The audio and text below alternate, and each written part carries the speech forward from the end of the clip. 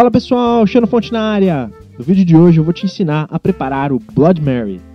Em um copo, adicione o molho inglês, suco de limão, sal e tabasco. Complete com gelo, vodka, suco de tomate e mexa bastante. Ô Xenofonte, virou canal de culinária isso aqui? Conta pra gente quem foi a Maria Sangrenta. Bem, então pega uma pipoca e um refri, que eu te conto.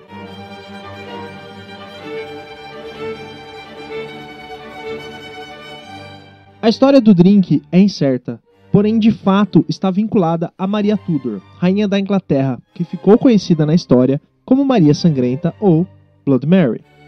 No entanto, a história de Maria I vai além da suposta perversidade da rainha. Foi a primeira mulher a governar a Inglaterra e era legítima herdeira de Henrique VIII. Ela precisou lutar para conquistar aquilo que era seu por direito. Mas, por que séculos depois a rainha ainda é lembrada apenas como uma déspota violenta? Nascida em 1516, Maria Tudor foi a única dos 5 filhos de Henrique VIII e Catarina de Aragão a sobreviver à infância.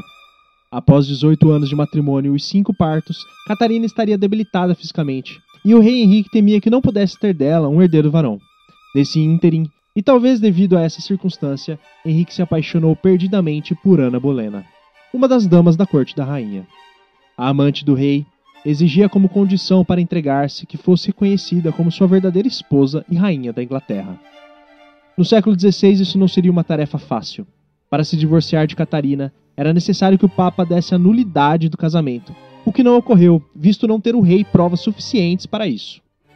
O rei precisou romper com a Igreja Católica para casar-se novamente.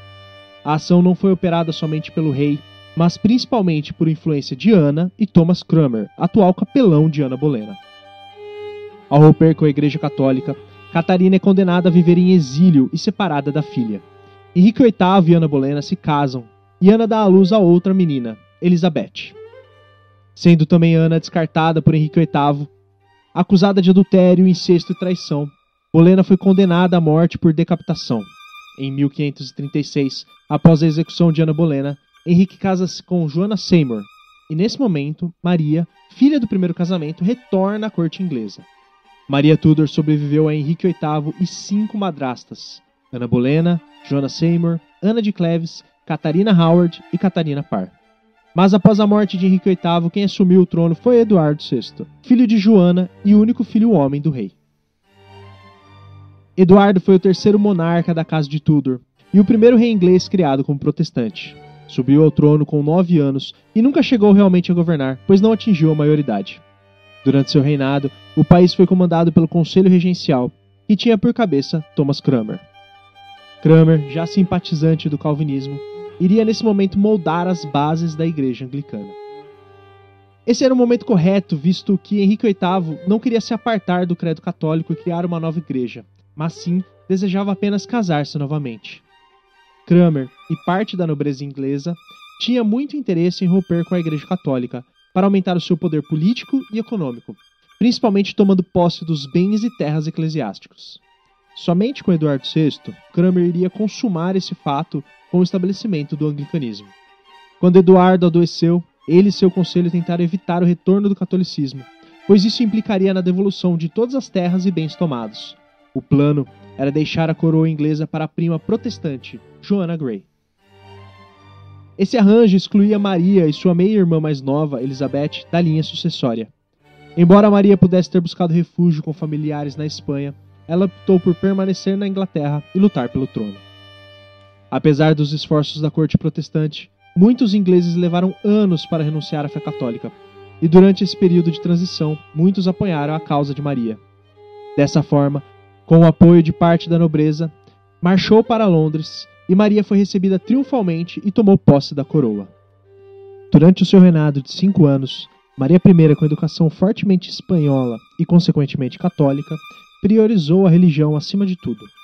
Buscou restaurar o poder da Igreja Católica na Inglaterra e tornou o protestantismo proibido. A corte protestante passou a conspirar contra a rainha e, como resultado, ela ordenou que muitos fossem queimados na fogueira como hereges, Thomas Cranmer incluso. Esse fato consolidaria sua reputação de Maria Sangrenta. Apesar da postura implacável, Maria I não assegurou o trono por muito tempo. Seguindo os conselhos de Carlos V, imperador do Sacro Império Romano Germânico, a rainha anunciou que se casaria com o príncipe Felipe II, filho de Carlos V e herdeiro do trono espanhol. O noivado não agradou ao povo inglês, que temia por sua soberania. Por conta disso, um acordo pré-nupcial foi firmado, garantindo que o príncipe da Espanha não interferiria nas decisões da coroa inglesa e que Maria teria todo o poder de governança sobre a Inglaterra. Entretanto, o acordo não foi suficiente para convencer a população. Em 1554, no condado de Kent, explodiu uma revolta com o objetivo de depor Maria I e colocar em seu lugar a princesa Elizabeth. Maria ainda contava com o apoio da população. Dessa forma, aniquilou os revoltosos e mandou prender Elizabeth. Sem ter provas de que a irmã participou da conspiração, a rainha concedeu-lhe a liberdade. Sem herdeiros, após a morte de Maria I, Elizabeth I assume o trono. A perseguição aos protestantes e suas sentenças à fogueira mitificaram Maria I como uma tirana sanguinária. Esses atos, sem dúvida, são terríveis e demonstram que a rainha não era nenhuma pacifista. Contudo, na época, punições sangrentas como decapitação, esquartejamentos e fogueira eram a norma e não foram exclusividades do reino de Maria I. Henrique VIII ordenou a morte de milhares de seus súditos, incluindo 2 de suas esposas. Eduardo VI sancionou a supressão da rebelião do livro de orações, resultando na morte de até 5.500 pessoas. Sua meia-irmã Elizabeth I se tornaria uma grande perseguidora do catolicismo na Inglaterra e na Irlanda.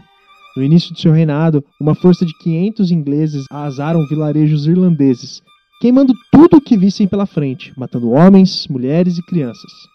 Elizabeth I ordenou a execução de cerca de 800 rebeldes implicados na revolta dos Condes do Norte, em 1569, a maioria dos quais eram missionários jesuítas.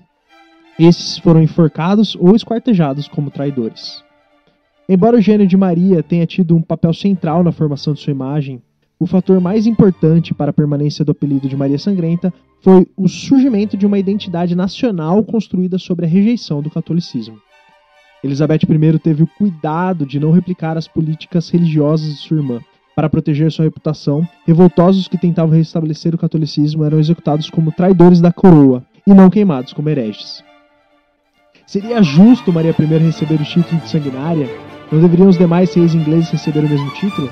Deixe sua opinião aí abaixo nos comentários e não se esqueça de curtir esse vídeo, de se inscrever no canal e fique ligado para mais histórias como essa.